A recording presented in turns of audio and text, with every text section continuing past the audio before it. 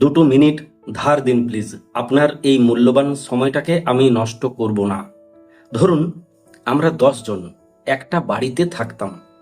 এই 10 জনের ভেতরে কয়েকজন চুরি করতে শুরু করেছিল, দুজন ধরা পড়ে গেল। বাকি কে কে এদের সঙ্গে ছিল তাদেরকে চেনা গেল না। তার জন্য কোর্ট থেকে এমন একটা অর্ডার এলো যাতে 10 জনেরই শাস্তি হয়ে গেল। দুজন বাদ দিয়ে আরো কারা চোর ছিল তাদেরকে কোনো রকম ভাবেই যেহেতু চেনা গেল না, তাই 10 জনের শাস্তি হলো। আপনি জানেন আপনি চোরেদের সঙ্গে ছিলেন না, আমি জানি আমি চোরেদের সঙ্গে ছিলাম না, কিন্তু আজীবন এই শাস্তি ভোগ করতে হবে আপনাকে, আপনার পরিবারকে, আপনার বাচ্চাকে, আমাকে, আমার পরিবারকে, আমার বাচ্চাকে। এই রায়টাকে আপনি মেনে নিতে পারছেন? এই রায়টা সঠিক?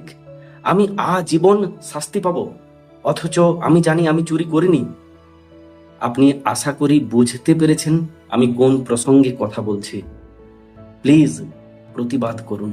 আপনার পাশের বাড়ির ছেলেটা কিংবা মেয়েটা কাঁদছে, যে যোগ্য ছিল, যার এই দুর্নীতির সঙ্গে কোনো রকম যোগাযোগ ছিল না। প্লিজ পাশে দাঁড়ান। আজকে যদি পাশে না দাঁড়ান আর কবে পাশে দাঁড়াবেন? আমার বেশ কয়েকজন বন্ধু যারা যোগ্য ছিল, আমি তাদের হয়ে লিখিতভাবে গ্যারেন্টি দিতে পারি তারা যোগ্য ছিল বলেই চাকরি পেয়েছিল। কিন্তু কিছু দুর্নীতিগ্রস্ত মানুষের জন্য, একটা অপদার্থ সরকারের জন্য তাদের চাকরিটা চলে গেছে। এই দায় তারা কেন বহন করবে? তাদের পরিবার, তাদের সন্তান সন্ততি কেন বহন করবে? কেন তাদেরকে পুড়ে পুড়ে একটা জীবন কাটাতে হবে বলতে পারেন? আপনি যদি আমার সঙ্গে সহমত হন তাহলে প্লিজ একটা কমেন্ট করবেন কিংবা একটা শেয়ার করবেন। আর যদি সহমত না হন তাহলে হা হা রিয়েক্ট দিয়ে বেরিয়ে যাবেন। ভালো থাকুন, ভালোবাসায় থাকুন, নিজের হাতটা শক্ত করে ধরে রাখুন যাতে দুর্দিনে নিজের সঙ্গ দিতে পারেন।